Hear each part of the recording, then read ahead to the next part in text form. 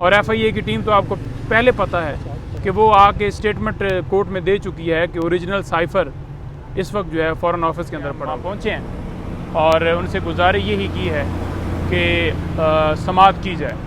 उसकी रीज़न ये है कि कल जब अटक जेल के अंदर जो प्रोसीडिंग कल चलाई गई थी और उसमें जज साहब ने वाज़ेह तौर पर कहा कि कल जो है मैं इस केस के ऊपर समाअत हर सूरत करूँगा, क्योंकि हमारी तरफ से रिक्वेस्ट गई कि मुसलसल डिले टैक्टिस की गई। हर दफ़ा कोई ना कोई बहाना बनाया गया, पेट ख़राब है, तैयारी नहीं है, कभी बहाना बनाया गया जी कि कोई बीमार है। तो लिहाजा दरख्वास्त सुनी जाए और जो भी फ़ैसला आना है, चाहे हमारे हक़ में हो या चाहे ख़िलाफ़ हो, लेकिन फ़ैसला तो आए। आज वही हुआ कि दूसरी तरफ से प्रोसिक्यूटर साहबान की तरफ से कोई जूनियर भेजे गए, पहले अब्बासी साहब भी आए और उन्होंने कहा जी कि सुप्रीम कोर्ट में बिज़ी हैं। बात यह है कि हमारे भी कोई 9 केसेस तो आज डीबी में लगे हुए हैं, उसके अलावा केसेस भी इस्लामाबाद हाई कोर्ट के अंदर पेंडिंग हैं। तो जब 3 प्रोसिक्यूटर हायर हैं, उनमें से एक बंदे की तो ड्यूटी होनी चाहिए थी कि वो कम से कम यहाँ पर होता, जो दलाइल दे सकता या नोट कर लेता या बाद में आके दलाइल दे देते। हमने यही गुजारिश की है उनसे कि देखें, सरकार का पैसा जो है प्रोसिक्यूटर के ऊपर लगाया जा रहा है और इतने महंगे तरीन वकील जो हैं एंगेज किए गए हैं सिर्फ़ और सिर्फ इस केस की हाइप क्रिएट करके इसमें खान साहब को सज़ा देने के लिए, ताकि वो एक झूठे मुकदमे में उनको जो है वो सज़ा दी जाए। लेकिन अभी जज साहब ने ये कहा है कि 11:15 बजे, पहले तो 10 बजे का कह रहे थे, लेकिन क्योंकि दूसरी तरफ से ये कहा गया कि जनाब 12:01 का टाइम दिया जाए, तो हमने कहा कि हमारे और केसेस हैं तो मेहरबानी फरमाई जाए। तो अब 10:15 का टाइम जो है वो अदालत ने रख दिया है और साथ में ये भी कहा है कि अगर वो आज नहीं आते तो जो बेल है वो डिसाइड कर दी जाएगी। एफआईए की टीम की बात हो रही है सर? जी, प्रोसिक्यूटर जो सरकार के हैं जी, उन्होंने आर्गूमेंट्स करने हैं और एफआईए की टीम तो आपको पहले पता है कि वो आके स्टेटमेंट कोर्ट में दे चुकी है कि ओरिजिनल साइफ़र इस वक्त जो है फ़ॉरेन ऑफिस के अंदर पड़ा हुआ है। जब वो स्टेटमेंट आ गई तो इटसेल्फ ये एफआईआर ही उनकी बातों से जो है एफआईआर तरदीद कर रही है कि किस तरह से ये केस बनाया गया। दूसरे नंबर पर चोरी के हवाले से जो बात करते हैं, 2 ही इसके अंदर है ना जी, कि एक साइफ़र जो है वो इस्तेमाल किया गया, वो तो उन्होंने खुद बता दिया कि साइफ़र ओरिजिनल उधर पड़ा है। चोरी के हवाले से प्राइम मिनिस्टर जो है वो खुद नहीं चोरी करता इसको, या उसका वो खुद कस्टोडियन नहीं होता। यानी कि अगर ये इल्ज़ाम लगाया जा रहा है कि उसने चोरी की है, तो प्राइम मिनिस्टर ऑफिस का जो स्टाफ है वो वहाँ पर मौजूद होता है, उसने सारी वो कस्टोडियन होता है, मिनट्स ऑफ मीटिंग्स हैं या वहाँ पर कोई और डॉक्यूमेंट्स हैं। प्राइम मिनिस्टर ने तो कोई चीज़ उठा के चोरी करके घर या वो नहीं लेके जाता, ना उसने लेके जानी है। वो वाज़ेह बयान जो है खान साहब ने पहले भी दिया कि मैंने किसी तरह से ना मैंने वो चोरी किया, ओरिजिनल साइफ़र है भी नहीं, उसको डीक्लासीफाइड करके वो कॉपी जो है वो शेयर की गई और एक हमारी गैरत के ऊपर हमला था। उन्होंने वाज़ेह कहा कि देखें, आप बिल्कुल बताएं, मैंने पहले भी बताया कि इसके अंदर 3 जो इसके अंदर जो इन्वॉल्व हैं, जिन्होंने ये सारा केस छुपाने की कोशिश की। जो साइफ़र आया उसके अंदर उन्होंने सबसे पहले ये बताया कि डोनाल्ड लू वहाँ से, अमेरिका से, और दूसरा जिसको धमकी दी गई कि आप इसकी जो है हुकूमत गिराओ, उस वक्त के आर्मी चीफ, और तीसरे नंबर पर उन्होंने कहा कि जो अमेरिका का जो यहाँ पर दफ्तर है उसका, ये तीनों जो हैं इसलिए नहीं बताना चाह रहे थे क्योंकि इनकी बदनामी होनी थी और ये नहीं चाहते थे कि ये बात सामने आए। तो पहले तो ये छुपाया गया कि आया ही नहीं है, तो अब शुक्र है मान लिया गया। तो जब माना है तो वो कॉपी जो है आ गया है, ओरिजिनल नहीं है।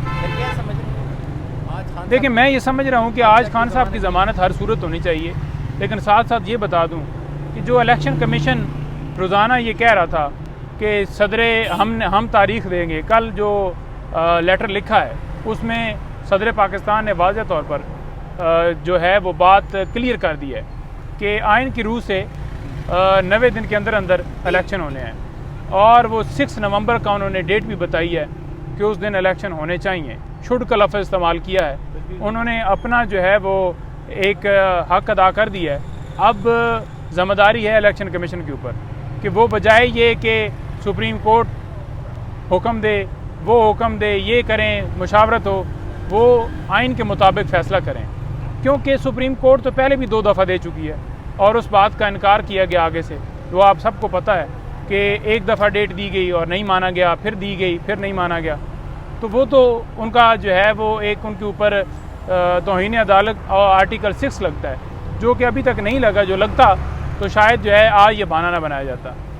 तीसरी बात ऐड करता जाऊँ कि नवाज़ शरीफ साहब के हवाले से बड़ी खबरें चल रही हैं, 21 को आ रहे हैं। मेरा इसके ऊपर एक कमेंट है, वो ये है कि देखें, बात यह है कि नवाज़ शरीफ के लिए लोग फूलों के हार और जनाब बड़े धमाल होंगे और ये होगा और वो होगा। एक तरफ एक ऐसा बंदा जो अदालत का इख्तियारी है, जो यहाँ पर एक मुकदमे में पाबंद था, एक मुकदमे के अंदर कैद था, उसको मेडिकल लीव दी गई, छुट्टी इसलिए दी गई कि वो इलाज करवा सकें, वो वापस ही नहीं आया।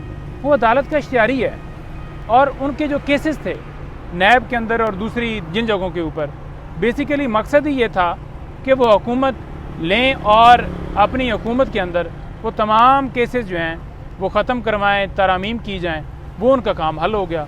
नैब के भी उनके केस हल हो गए, बाकी भी उनके केसेस ख़त्म हो गए।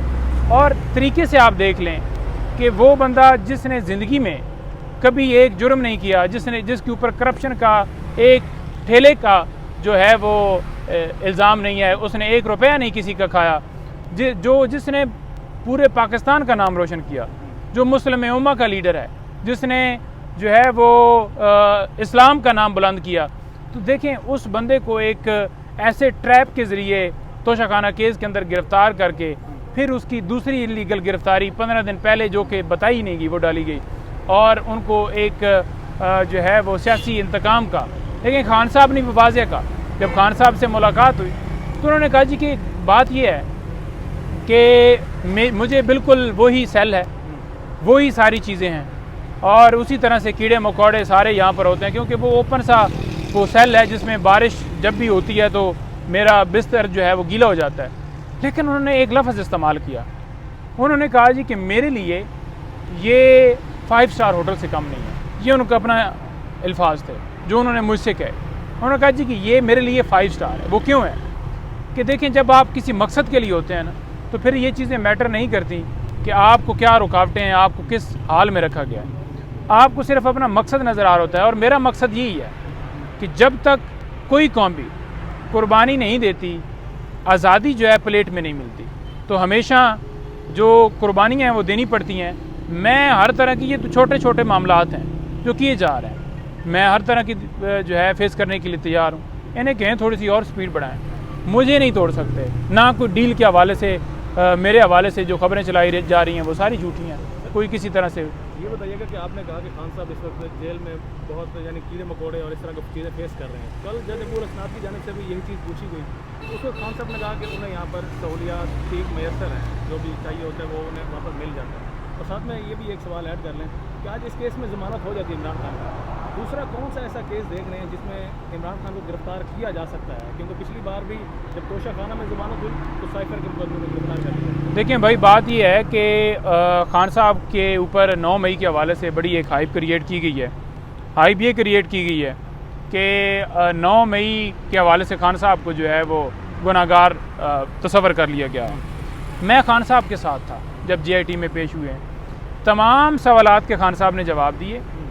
दूसरी तरफ से कोई ऐसी रीज़न ही नहीं बची, कोई ऐसी बात ही नहीं आई, कोई ऐसी एविडेंस ही नहीं आई जो कि वो पेश कर सकते कि आपका ये कसूर है, सिवाय ट्वीट्स के जो खान साहब ने उन्होंने खुद एडमिट किया कि आज़ाद हमारा जो आइन है उसके मुताबिक पीसफुल प्रोटेस्ट जायज़ है। और उन्होंने कहा कि इंडिपेंडेंट इंक्वायरी हो, किसने किया, किसने उकसाया, किसने कैमरे उतारे, वो सारी बात सामने आए कौम के। अगर वो सारी बात सामने आ जाती है तो देन उनके ऊपर जो है कार्रवाई होगी जिन्होंने ये सारा खेल बनाया, और उनके खिलाफ कार्रवाई ना के जो 45 मिनट्स के अंदर 10,000 लोगों को अंदर डाल दिया गया। अच्छा, ये